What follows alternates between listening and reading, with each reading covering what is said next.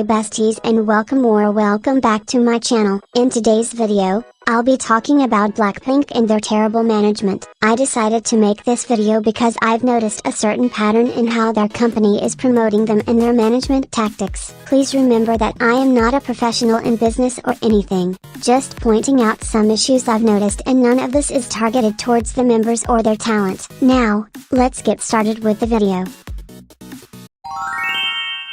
This issue is honestly the main reason why I wanted to talk about the way they're managed, because in my opinion, this is Blackpink's biggest problem. Of course, a lot of groups, especially bigger ones, tend to have a member that's the most biased or popular, but from what I've seen, Blackpink has the biggest amount of solo stans. Of course they're gonna have a member that's most biased, but this is different. Usually people have a member they bias but love and support the rest of the group, but in this case, it's pretty much the opposite. A lot of blinks tend to only stan members like Jennie or Lisa, then not care about the others, which is fine, but these people tend to just send hate towards any member that they don't stan, and apparently I'm not the only one to notice this, because it seems like YG caught on to it quick. Most of the time, companies wait a little bit for group members to have solos when they've been around for at least 4 years or so, but Blackpink, specifically Jennie, had her first solo only 2 years after debut. I don't think the fact that she had a solo first is a problem, but the fact that it was so early was a bit questionable. I think the main reason as to why there are so much solo stans is due to their lack of group activities. I think it'd be fine if they had consistent comebacks, but the fact that they barely even have comebacks, we rarely get to see them as a group that much, which leads to my next point.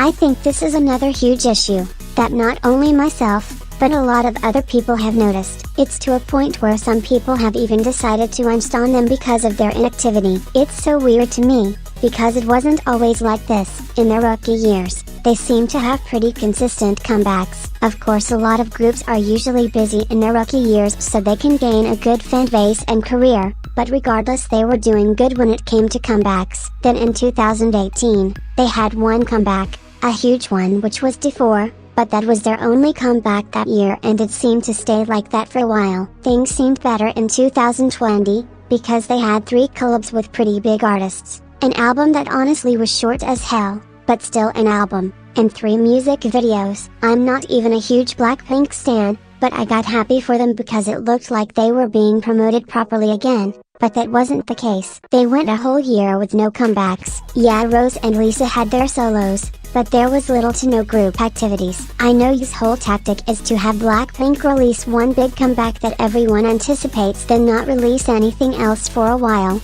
but in my opinion, the tactic is growing old very fast. Like, I could see how it was working at first, but honestly it just seems very lazy. Yeah, it's better than overworking the girls and having an oversaturation of comebacks, but releasing only one that half the public loves and the others hates with very little besides to be a group that's been around for almost 7 years is insane actually. Like, how are they his biggest group yet have such a small catalog of songs? But yeah, it feels like he knows that Blinks will practically eat up anything they release because they'll just take what they can get, so they don't care to give Blackpink more than one comeback per year, knowing that their popularity will remain big regardless.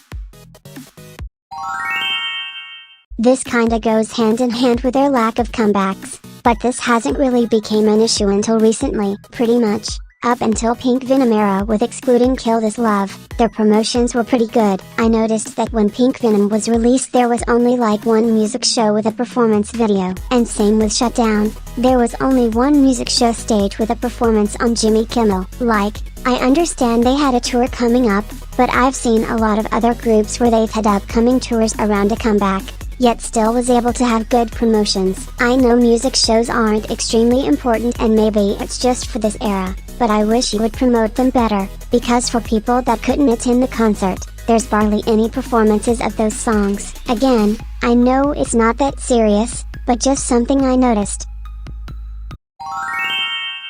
I don't mean song quality in terms of personal taste, but by their formula and amount of songs they have. Ever since 2018, besides a few tracks like Shutdown and Lovesick Girls, they pretty much have had the same formula in their title tracks. Just to clarify, Having a certain formula or structure isn't a bad thing at all and pretty common, but I noticed that Daddy makes the same repetitive formula and song structure way too often, and it's repetitive. Blackpink doesn't need to have a diverse discography because like I said, it's okay to have a certain sound, but it feels like Daddy just makes the same thing because it works. It's like their thought process is, well, it works every time, so why not? I would say that it seems that they're getting better with expanding their discography title track wise. Now on to their albums, or lack thereof. It has nothing to do with the songs themselves, but the quantity of it. Like you mean to tell me Blackpink has been a group since 2016, and not one actual full album with less than 40 songs under their belt? I just think it's crazy how there's groups that debuted in 2019 that have more songs than them. Even though they released the album in 2020,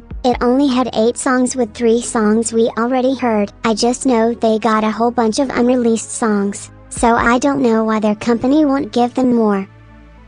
Now for my overall thoughts on this issue. First off, I wanna say that none of this is meant to criticize the girls or point out their flaws, because the whole premise of this discussion is towards the company and not the members themselves. I know that since I'm not a big Blackpink stan or as much as I used to be, so it may be confusing as to why I'm making a whole ass video about them, but I noticed that even though they aren't really mistreated, they do have terrible promotion tactics. Overall, I think YG and the company as a whole doesn't feel the need to put too much effort into their promotions or albums as much anymore because Blackpink basically already solidified their popularity in the K-pop industry, so they know that they can still give the girls one comeback per year, little promotions, and small albums without having to worry about their popularity. Even though they are extremely popular, I do think that they should be promoted properly like they used to be. I hope soon they can stop with this once a year comebacks and start releasing actual albums and maybe even try a new concept as well even though it's not needed. And that's the end of the video. I hope you all enjoyed. Please like and subscribe if you'd want and have a good day. Bye besties.